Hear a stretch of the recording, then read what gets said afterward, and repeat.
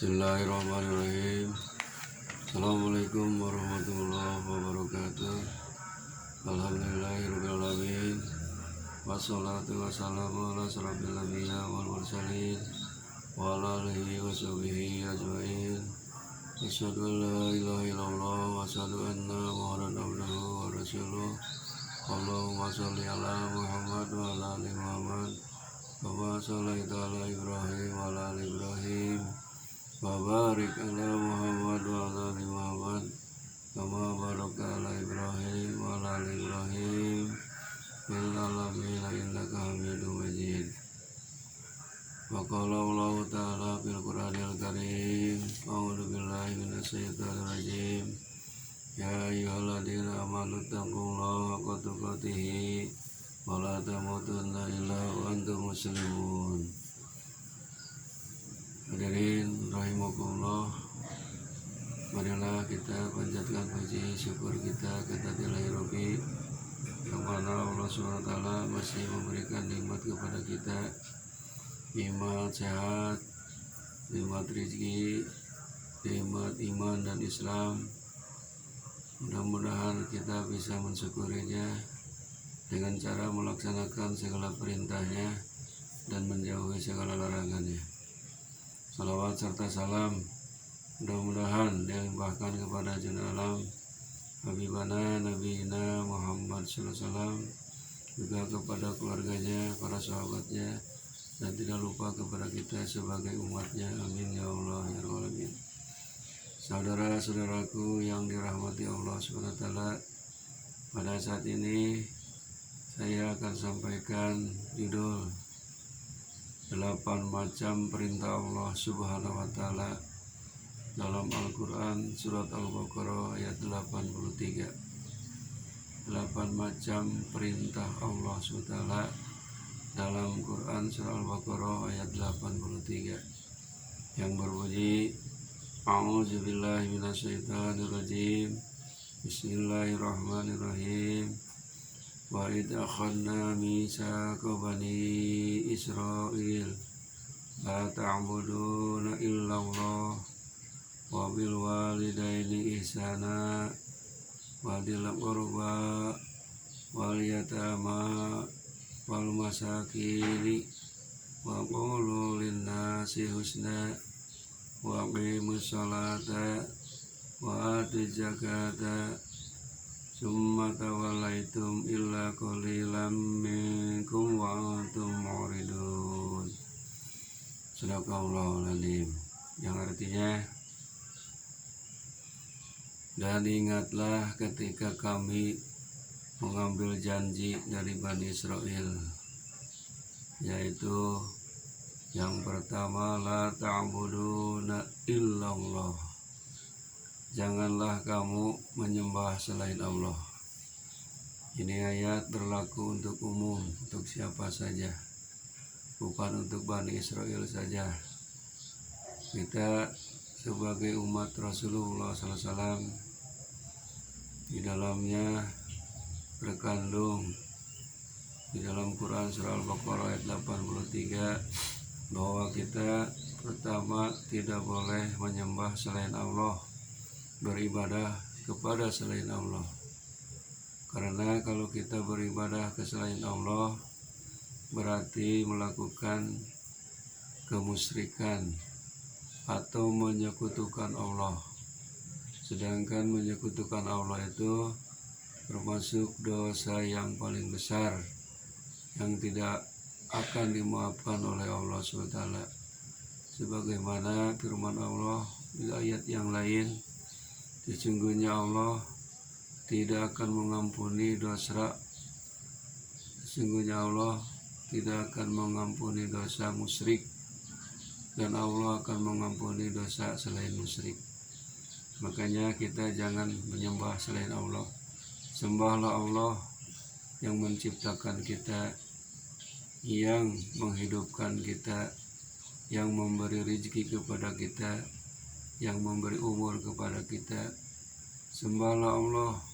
La ilaha illallah, tiada Tuhan kecuali Allah yang wajib disembah dan wajib mengabdi. Kalau kita menyembah selain Allah, di dalam Al-Quran bagikan orang yang membuat rumah, yang rumah itu adalah rumah yang paling jelek. Apa itu? Buyutul Ankabut, rumahnya labah. Jadi kita harus berlindung kepada Allah, menyembah kepada Allah, memohon pertolongan kepada Allah. Itu yang pertama, la ta'buduna illallah, jangan menyembah selain kepada Allah. Yang keduanya, wabil walidaini ihsana, perintah yang kedua, wabil walidaini ihsana, dan kepada kedua orang tua harus berbuat baik. Sebab kita tidak mungkin ada kalau tidak ada orang tua kita.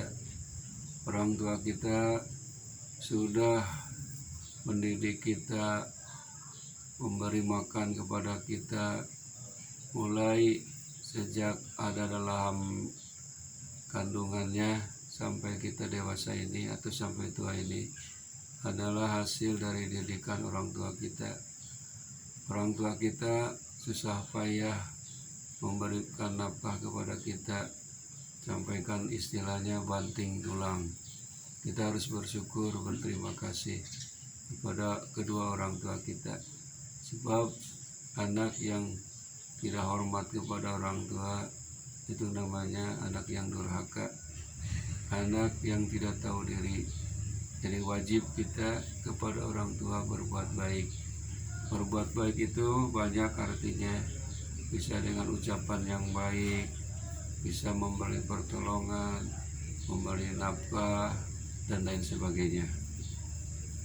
Yang ketiganya, perintah Allah yang dalam Quran surat Al-Baqarah 83 itu wadil kurba, yaitu berbuat baik kepada kaum kerabat.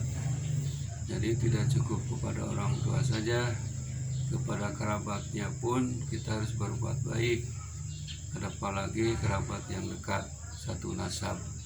Misalkan ada bibi, ada paman, ada kakek, ada nenek, ada uwa, dan lain sebagainya. Wajib kita berbuat baik, sebab itu merupakan perintah dari Allah. Kalau kita berbuat jahat, berbuat jelek kepada karib kerabat, berarti kita akan memutuskan silaturahim. Yang keempatnya, perintah Allah itu wal yatama, kita harus berbuat baik kepada anak-anak yatim. Kebetulan Rasulullah SAW Muhammad adalah anak yatim piatu.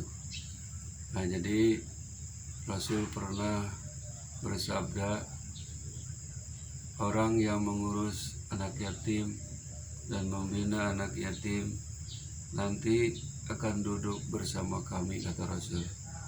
Jadi anak yatim itu harus dididik, harus dibina, karena itu merupakan kewajiban kita. Anak yatim yang sudah tidak punya ayah, sudah tidak ada orang tuanya, bapaknya yang mencari nafkah, maka kewajiban kita untuk berbuat baik kepada anak yatim, bisa memberikan makanan, minuman, pakaian, atau sekolahkan oleh kita dan lain sebagainya. Insya Allah kalau kita melakukan itu termasuk amal ibadah yang soleh. Yang kelimanya, diperintahkan oleh Allah wal masakini, harus berbuat baik kepada orang-orang miskin. Orang-orang miskin itu orang yang punya pekerjaan tetapi tidak mencukupi kebutuhan hidupnya. Beda dengan orang fakir. Kalau orang fakir tidak punya pekerjaan dan tidak punya penghasilan, disebutnya pengangguran. Ini orang miskin, kerja tapi tidak mencukupi kebutuhan hidupnya, maka wajib kalau kita ditolong, baik ditolong dengan ilmu, dengan harta, dengan tenaga, asal ikhlas. Selain itu, yang keenamnya, kewajiban kita, perintah Allah dalam Quran surah Al-Baqarah ayat 83 itu adalah waqulu linnasi husna, yaitu berbuat baik atau ucapkanlah kata-kata yang baik kepada manusia. Kita ini kan punya mulut ini kan untuk berbicara, hifdzul lisan, jaga lisan. Ucapkanlah kata-kata yang bermanfaat dan berfaedah, yang bermanfaat bagi diri sendiri, bagi keluarga, bagi masyarakat. Jangan berkata-kata ucapan-ucapan yang keji dan kotor, sebab ucapan itu bagaikan bisa kalau keluarnya menyakitkan orang lain. Waqulu linnasi husna, berkatalah kepada sesama manusia dengan ucapan yang lemah lembut, yang baik, yang bermanfaat. Itulah perintah yang keenam. Yang ketujuh mah waqimus sholata, dirikanlah sholat. Sudah jelas, sholat ini merupakan kewajiban kita sebagai umat Islam, apalagi sholat 5 waktu sehari semalam, Duhur, Asar, Maghrib, Isya, Subuh, dan jumlahnya 17 rakaat. Tidak boleh ditinggalkan, karena ini kewajiban bagi kita. Barang siapa yang mendirikan sholat, berarti dia mendirikan agamanya. Dan barang siapa orang yang meninggalkan sholat, berarti dia menghancurkan agamanya. Kenapa? Sebab as-sholatu imaduddin, sholat itu adalah tiangnya agama. Agama tidak akan berdiri kalau orang-orangnya tidak melakukan sholat, tidak mendirikan sholat. Makanya sholat ini adalah merupakan perintah dari Allah SWT. Sebab fungsi sholat itu aqimis sholat lidzikri, dirikanlah sholat supaya ingat kepadaku, kata Allah. Jadi orang yang sholat itu adalah orang yang ingat kepada Allah. Kalau orang tidak sholat berarti sudah lupa kepada Allah SWT. Dan sholat itu harus berfungsi, bermanfaat.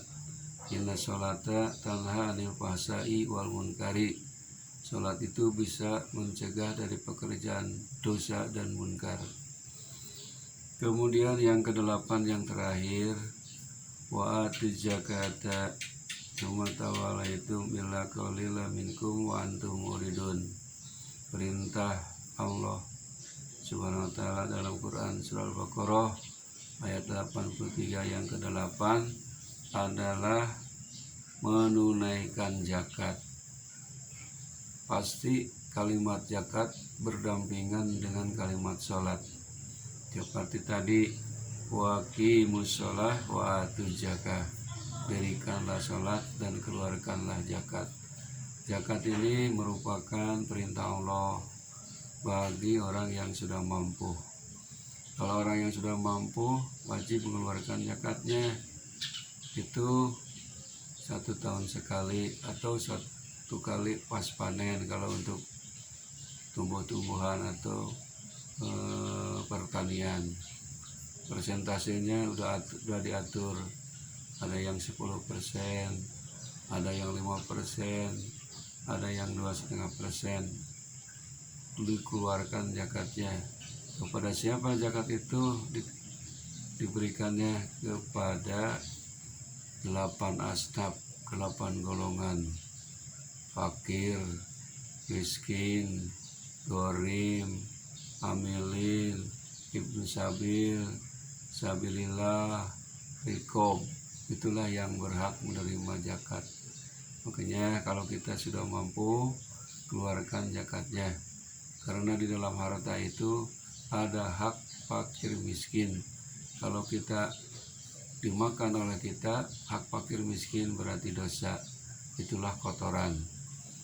Hadirin rahimakumullah, itulah perintah Allah sebanyak 8 macam tadi yang tercantum dalam Quran surah Al-Baqarah ayat 83. Mudah-mudahan kita bisa melakukan ini.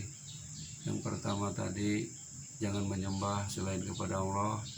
Yang kedua, berbuat baiklah kepada kedua orang tua, berbuat baik kepada karib kerabat, berbuat baik kepada anak yatim, berbuat baik kepada orang-orang miskin, dan berkatalah sesama manusia dengan ucapan yang baik, yang sopan, yang lembut, dan dirikanlah sholat dan keluarkanlah zakat. Mudah-mudahan ayat ini menjadi ibroh, menjadi pelajaran bagi kita, dan kita mudah-mudahan bisa melakukannya, insya Allah. Rabbana atina fid dunya hasanah wa fil akhirati hasanah wa qina adzabannar. Subhana rabbika rabbil izzati amma yasifun wa salamun alal mursalin walhamdulillahi rabbil alamin. Wabillahi taufiq wal hidayah. Wassalamualaikum warahmatullahi wabarakatuh.